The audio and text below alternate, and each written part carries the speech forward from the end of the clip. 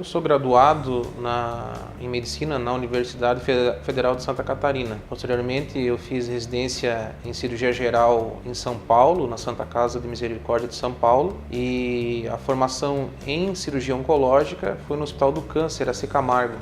Após a residência, eu ainda fiz um ano de especialização em Cirurgia Abdominopélvica, também no Hospital AC Camargo. E dentro da minha atuação na área da Cirurgia Oncológica, eu sou fundador da Regional Santa Catarina, da Sociedade Brasileira de Cirurgia Oncológica.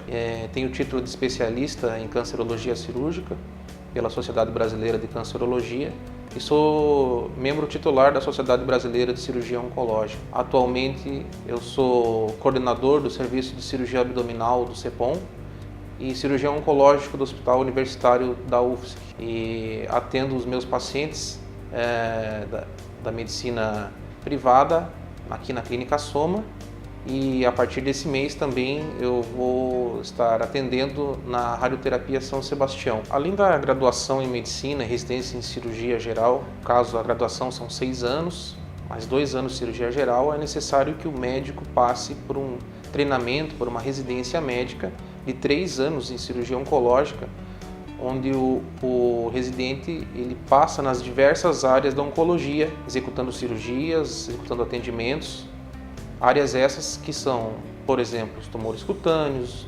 torácicos, abdominais, pélvicos, ginecológicos, câncer de mama, onde então o indivíduo ele vai ter uma ampla formação e conhecimento da oncologia e do tratamento do câncer.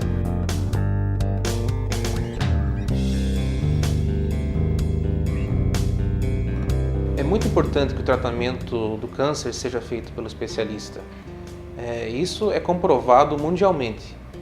Serviços onde as cirurgias são executadas por profissionais, por centros com grande volume no tratamento, ou seja, com grande número de pacientes e, consequentemente, grande experiência naquilo que estão fazendo, mostrou-se que esses pacientes assim operados têm resultados tanto cirúrgicos quanto oncológicos a longo prazo superiores a cirurgias realizadas por médicos não tão experientes ou centros não tão experientes.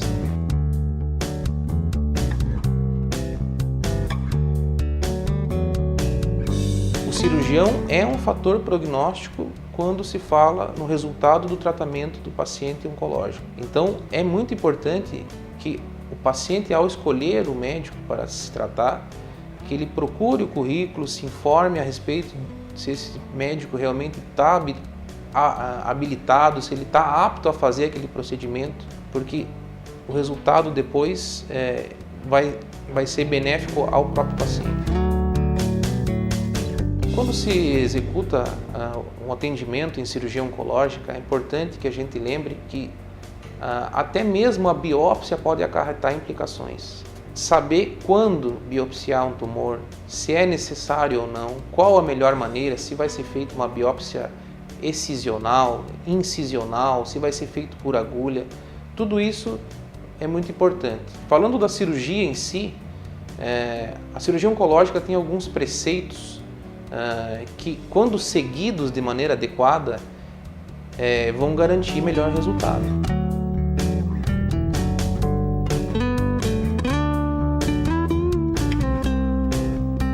Quando você vai ressecar um tumor, jamais você pode violar aderências tumorais. Você deve priorizar uma ressecção em bloco. Se um tumor está aderido a um outro órgão, por exemplo, esse órgão adjacente deve ser ressecado em bloco com a doença e jamais separado da doença. Por quê? Porque isso não vai proporcionar uma margem de segurança.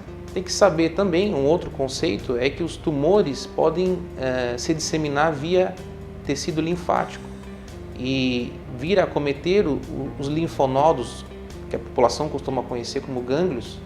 Então, muitas vezes, sabendo qual é o tipo do tumor, você prevê se há ou não disseminação linfonodal e já durante a cirurgia, além da remoção da doença, com margem de segurança adequada, você vai promover uma linfadenectomia. Isso é um outro conceito da cirurgia oncológica. Então, são alguns cuidados técnicos que o cirurgião deve ter para garantir um melhor resultado.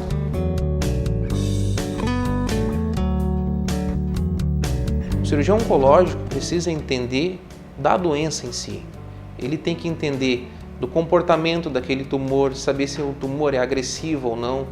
Ele precisa pegar um laudo anatomopatológico e, através das características listadas, você consegue saber se a doença é agressiva, se não é, que tipo histológico esse tumor tem, como é que esse tumor se comporta, ele dá metástase ou o problema dele é um crescimento local. Esse conhecimento de todo o comportamento da doença é que vai implicar em decisões corretas na hora de você indicar o tratamento. Ele tem que saber interagir com o oncologista clínico e com o radioterapeuta, e o cirurgião deve estar no centro desse tratamento, sabendo o momento de operar, saber quando que tem que fazer quimioterapia pré-operatória para a doença reduzir ou para controlar micrometástases que os exames não mostram, saber se após a cirurgia, se a margem foi adequada ou não, se há necessidade de complementar o tratamento com uma radioterapia.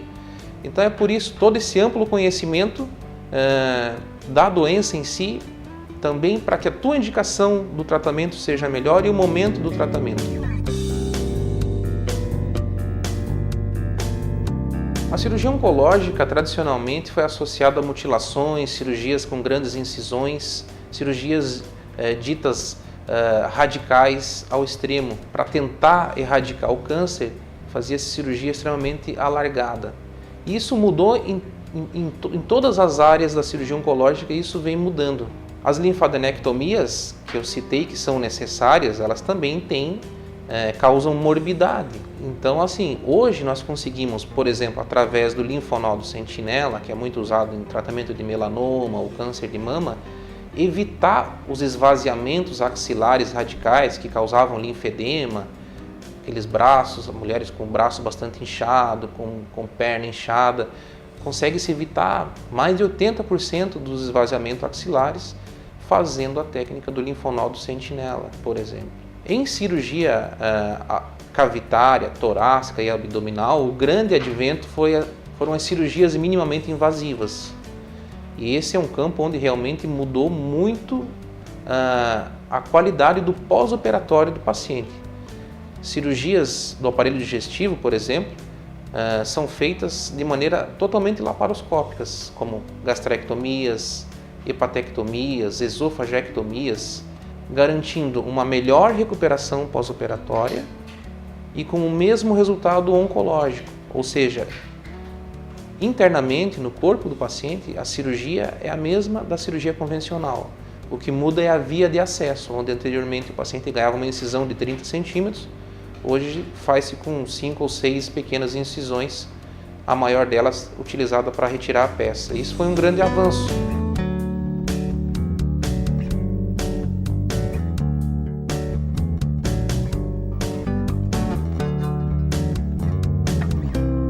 A cirurgia citoredutora, ela foi desenvolvida para tratar uma condição denominada carcinomatose peritoneal.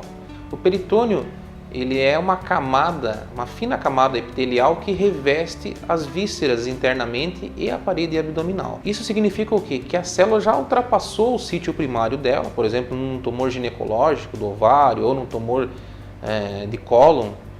Ele ultrapassou as camadas do órgão e caiu células na cavidade abdominal, causando uma disseminação peritoneal. Isso é uma condição extremamente grave e que antigamente a gente tinha uma sobrevida para esses pacientes de 4 a 6 meses, independente do tratamento. Aí entrou a cirurgia citoredutora.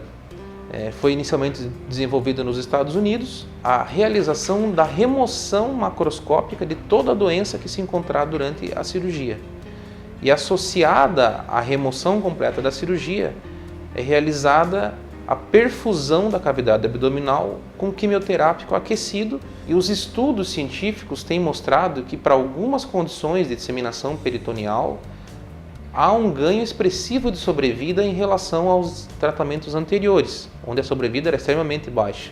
E aí os principais tipos que têm benefício estabelecido hoje pela literatura para a realização desse procedimento são principalmente os tumores de apêndice, os tumores primários de peritônio, como os mesoteliomas.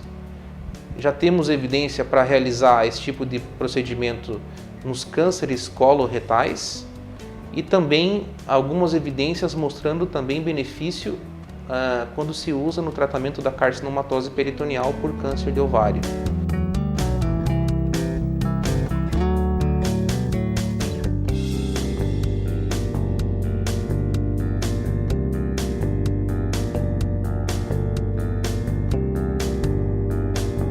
Em novembro do ano passado, foi realizado aqui em Florianópolis o primeiro Congresso Sul-Sudeste da Sociedade Brasileira de Cirurgia Oncológica, SBCO. Foi um congresso onde houve a participação de 5 convidados internacionais, expoentes da cirurgia oncológica no mundo, que vieram aqui compartilhar e poder nos ensinar algo a respeito da cirurgia oncológica, além de 180 palestrantes nacionais.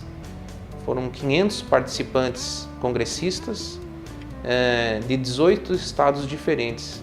Eu tive a honra de ser o presidente do congresso. Ficamos muito felizes com todo o andamento do congresso, e um dos objetivos que nós tínhamos, além de trazer profissionais aqui para Florianópolis para que nós pudéssemos nos atualizar, foi inserir também Florianópolis dentro do cenário da cirurgia oncológica nacional e, em contrapartida, mostrar que nós estamos fazendo aqui em Florianópolis procedimentos complexos, sem dever nada ao que está sendo feito fora aqui da cidade e do estado. Nós estamos acompanhando a evolução da cirurgia oncológica, e esse exemplo da cirurgia citoredutora e quimioterapia intraperitoneal, a HIPEC, esse é um grande exemplo. Até 3 anos atrás, antes de nós introduzirmos o método, o paciente tinha que ir a São Paulo, que no sul do país não se fazia, nem em Curitiba ou Porto Alegre. E nós começamos com esse método, mostrando que nós podemos sim acompanhar com resultados parecidos com o que é feito fora daqui. E o congresso serviu também para isso, onde, compartilhando experiências, nós pudemos chegar a essa conclusão.